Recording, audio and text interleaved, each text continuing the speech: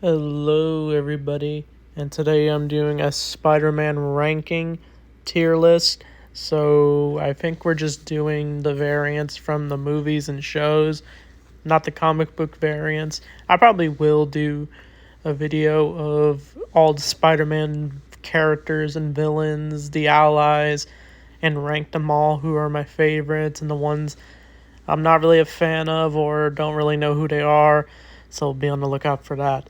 But with Spider-Man Brand New Day and having its new poster that got released, I thought it'd be a good time to rank all these Spider-Men.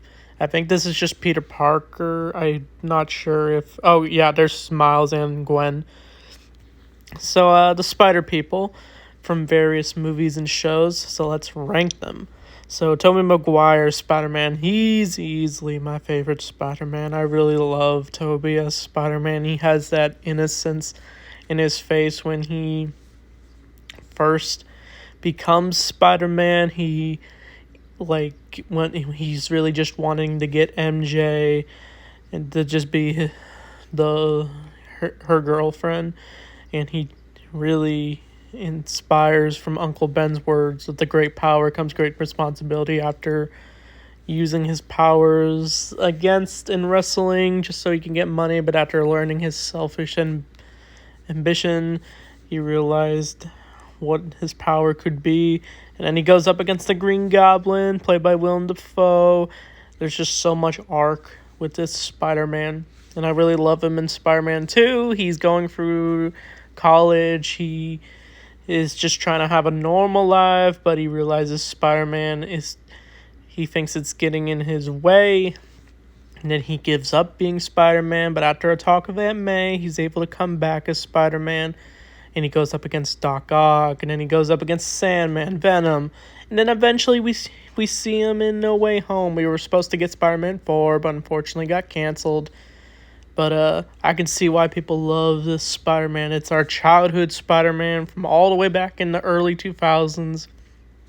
Spider-Man finally got his own movie, since there's never really been many live-action interpretations. There was that Japanese version. There was the Nick Holman, I think his name is, who played that Spider-Man in that very cheap TV show that was very cheesy. But once these three movies came out, it was amazing. I know Toby did the Spider-Man video games, but some people say he's not really good at voice acting. I guess because since he's a screen actor, it's kind of just different for him for voice acting. But easily S tier for this Spider-Man. Okay, surprisingly next is Tom, but I'll go to Andrew Garfield since he's the next live-action Spider-Man. So I used to not really be the biggest Andrew Garfield Spider-Man fan, but after No Way Home, it really changed my opinion. I do like Andrew Garfield as Spider-Man. I wasn't too big on his Peter Parker in the first movie, but in the second movie, I definitely enjoyed his performance. Probably the best scene with this Spider-Man is where he helps that little kid who was being bullied, and then Spider-Man just shows up and helps fix his windmill, and the bullies run away, of course. And that scene was just perfect Spider-Man, just Spider-Man being Spider-Man, just helping a little kid out. That's what really worked about this Spider-Man. Yeah, he goes up against the Lizard, Electro, Green Goblin, the Harry Osborn version. But yeah, the Rogues Gallery wasn't really a fan of. I mean, I do like Jamie Foxx. He's a lot of fun. But this Spider-Man definitely was trying to go a more modern edge to the character. That's what I think they were trying to do with these two Spider-Man movies. But unfortunately, he wasn't really given much a chance as Spider-Man. But once he did show up in No Way Home, I just instantly loved his personality. He just had that charm of Peter and Spider-Man, and it just worked really well in his performance in that crossover. I don't know if he's going to come back as Spider-Man again. It would be awesome. But he definitely deserves his third movie so he can have a trilogy. I don't think they're ever going to do it, but if they did, that'd be awesome. But this Spider-Man, I'd probably give probably an A. But next is Tom. So, yeah, I do like Tom Holland as Spider-Man. Yeah, he does go through the tech phase of being wanting to be in Iron Man's shadow, but he eventually does learn to be the friendly neighborhood Spider-Man he's supposed to be. Tom really works well in like No Way Home, like where he truly does learn what it means to be Spider-Man. And that's what I really like about his arc throughout the movies. I think he has that shyness and awkwardness as Peter Parker, and the spider suits he does wear are pretty cool. I like the Stark suit, and then eventually turns red and black, and then eventually there's a golden implant on his chest for that suit until he finally forges his own costume, which is what we're going to see in Brand New Day. But his relationship with Zendaya, I forgot to also mention for Andrew Garfield, his relationship with Gwen Stacy was always really good. That's what I really liked about those two Amazing Spider-Mans, the Gwen Stacy relationship. But in this movie, the Tom Holland movies, definitely Zendaya relationship with Tom Holland was definitely really good. And since they're getting married in real life, I'm pretty sure they already did, but congratulations to them. But Tom Holland Spider-Man, I'd probably give an S. Okay, next is this Spider-Man from your friendly neighborhood Spider-Man show. So, I'm not really a fan of what the actors said about the show. And it's just a whole other rabbit hole I don't feel like getting into, but we're going to separate the actor from the show itself. So this Spider-Man, actually, yeah, I did like. He still has that science nerd personality with the voice. He definitely sounds like Spider-Man and Peter Parker. He definitely had different relationships from the usual ones I was used to. They decided to change the Spider-Man, I guess, friend format for this version of the show. This Spider-Man gets mentored by Norman Osborn, and this one is just really kind of a more different interpretation of Spider-Man for sure. I'm really curious what they're going to do with season 2 of this Spider-Man. I look forward to it since I'm always digging Spider-Man cartoons. But he goes from wearing his prototype suit to a white and black suit to finally the red and blue iconic suit. So this Spider-Man was definitely a good interpretation so far. So far, decent. I'd definitely like to see a little more from this Spider-Man. So I'll probably put it maybe B. Okay, next is the Ultimate Spider-Man from the Ultimate cartoon, played by Drake Bell. Yeah, Drake Bell is controversial, but I actually really did like him as Spider-Man. Some people say he's annoying as Spider-Man. I mean, I can see why.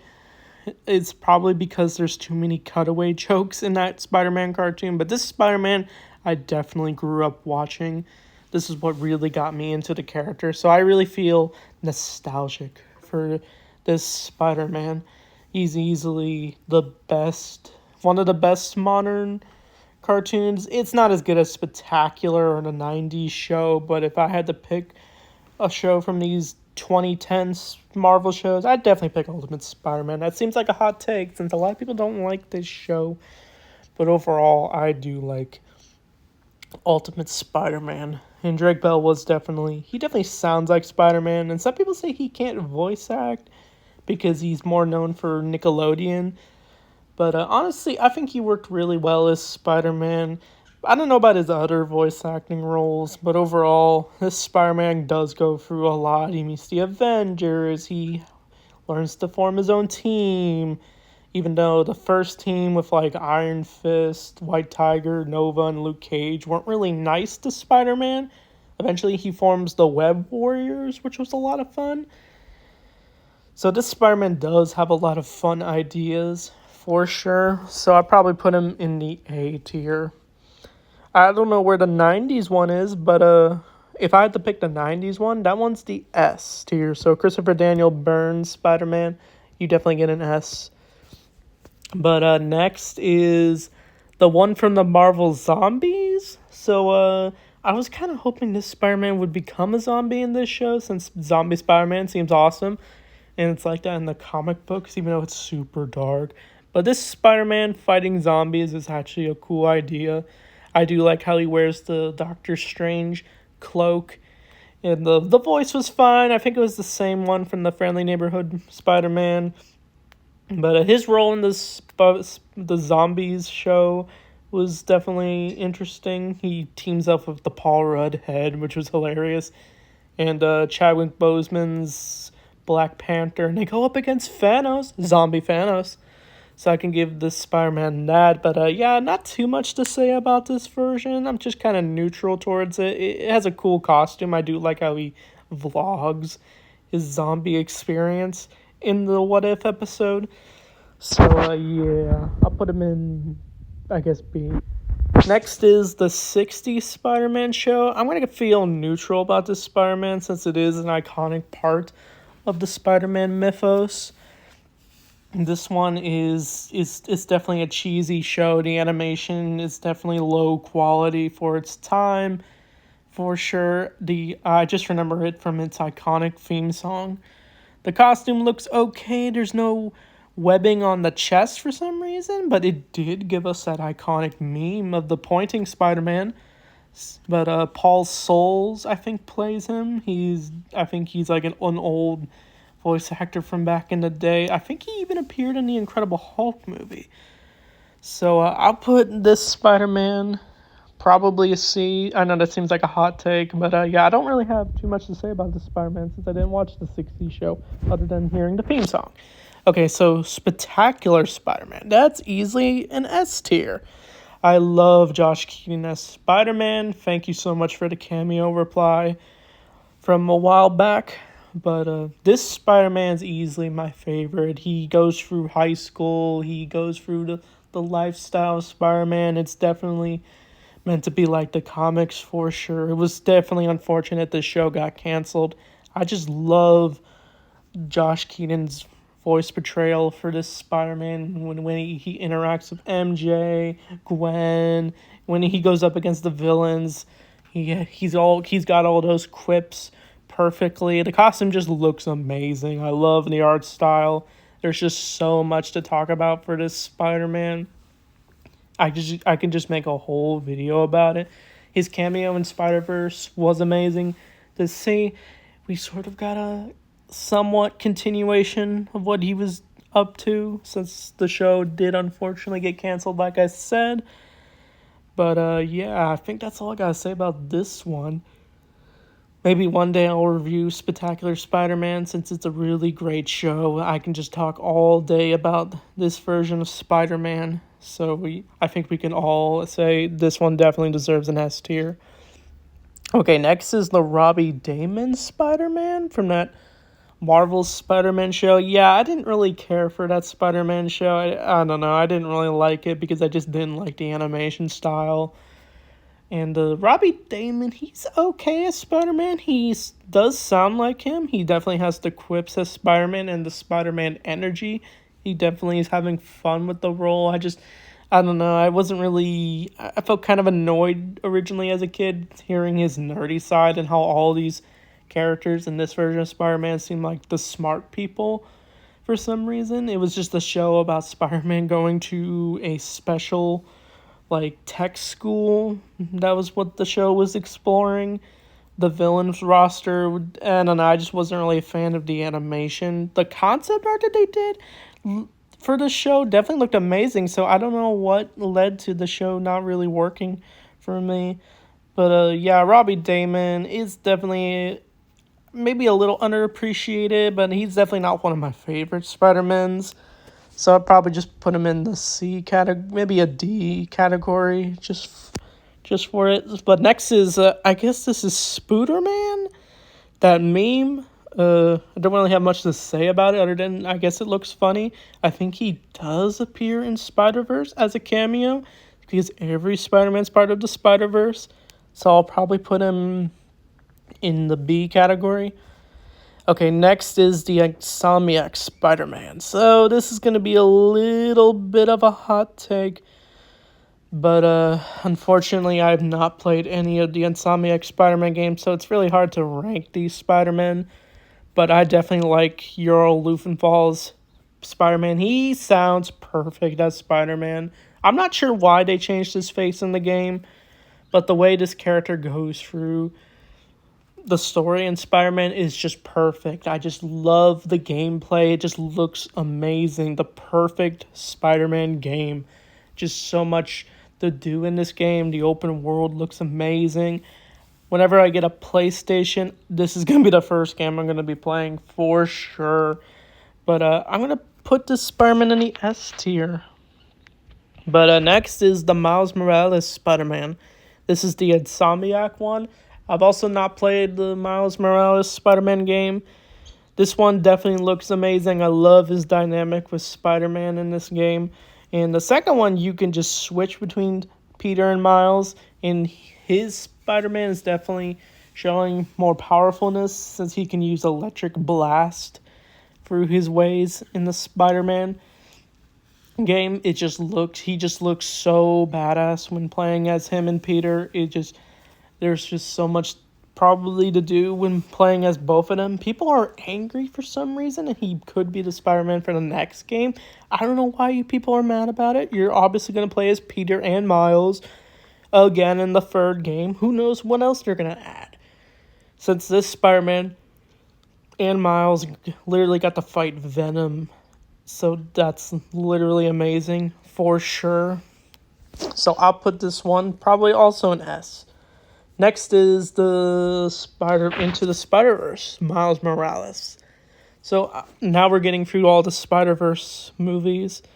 But I really do like Shameik Moore as Spider-Man, even though people don't like him because of him, I guess, simping for Haley Steinfeld and the girl who played Liz. But I guess we're going to separate that and just talk about the character. This Spider-Man's easily amazing. I love his arc, his relationship with his uncle, and I just love how this trilogy is focusing on Miles and see what it means to be Spider-Man. That's what really worked for Across the Spider-Verse for me.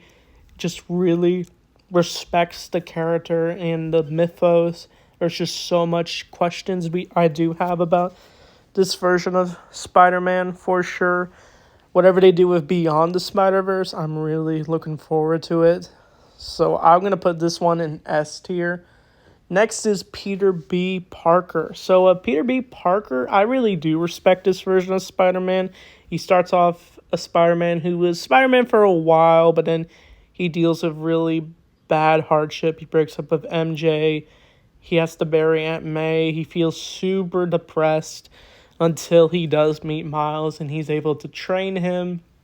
But this Spider-Man's able to fix his life. He finally finds happiness. He marries MJ again. He finally has a daughter, Mayday Parker, and their relationship is just adorable. Just so much to love and respect for Jake Johnson as Spider-Man. I feel like being nice, so I'm going to put him in S. But next is the Gwen Stacy from Spider-Verse, Spider-Woman, Spider-Gwen. So I love Haley Steinfeld as Spider-Gwen. She is amazing as this character. I know she played Kate Bishop, but I really do like Spider-Gwen. The way she has to confront her father about who she is as a superhero, and it causes conflict. It was really well done in Across the Spider-Verse. And of course, his relationship with Miles is really good. And I love that haircut she has throughout the movie. The costume just looks amazing for sure. So I'm going to put this one S. Next is, I guess you could say, the Chris Pine Spider-Man. So the blonde version, the blonde Spider-Man. He does sing Spider Bells. I don't have too much to say about this Spider-Man since spoilers, he unfortunately dies. But that's what leads Miles to become Spider-Man, so I can give that a plus. But Chris Pine, I wasn't really expecting him to play Spider-Man, to voice him, since Chris Pine, I don't even think he really wants to do superhero movies anymore. But yeah, I kind of feel neutral about this Spider-Man, so I'll probably just put him in a C. Seems like a hot take, but yeah, I don't have much to say. But next is Spider-Ham. I love Spider-Ham. I think we all do. I just love his bizarre personality with this version of Spider-Man. He's just a spider and a pig, and he's part of the animal world. Probably my favorite line from this Spider-Ham is literally, do animals talk in this universe? Because I don't want to freak him out. That's easily the best line for this Spider-Ham. Easily S tier. Next is Spider Noir. So I love Nick Cage. He's an over the top actor. I think he was definitely meant to play the noir Spider Man. And yeah, he's about to have his own Amazon show. But for some reason, he's not going to be Peter Parker. I guess because of rights issues. It's a little weird. But he's going to be the Ben Reilly Spider Noir. But a Spider Noir I really do like because it's part of the noir world of Spider-Man. We can see him go be up against gangster in this version of Spider-Man, and he works really well with the Rubik's Cube. So this one easily, I'll put it in an A, I guess. But next is Spider-Man 2099. I love Oscar Isaac as Miguel. It is perfect casting. Just that voice just works really well. His dynamic with Miles was really interesting. The way he tries to tell Miles that he isn't Spider-Man, but Miles knows he is Spider-Man. But Miguel is just against him trying to save his dad at the end. It just leads to a wild dynamic as we don't know what the truth is behind the canon of the Spider-Verse. But when we do see him in this role, he is super badass. It's definitely good looking for sure. So I'll definitely put him in S. Next is Penny Parker. I do like Penny Parker. I do like her little robots mech Spider-Man. Her role in the movie was definitely fun to watch for sure. We do learn her backstory briefly. So yeah, I don't have too much to say about her. So I'll just put her in a B. But next is the Spider-Woman. So a lot of people don't like this version of Spider-Woman. I don't know why. I don't know, the Chuds just don't like her for some reason, and she's also pregnant, but she's still able to kick ass on her motorcycle, so I'll give her that. So, yeah, not too much to say about the Spider-Woman. I just don't get the hate for her for whatever reason, so I'll just put her in a B. Next is the Scarlet Spider.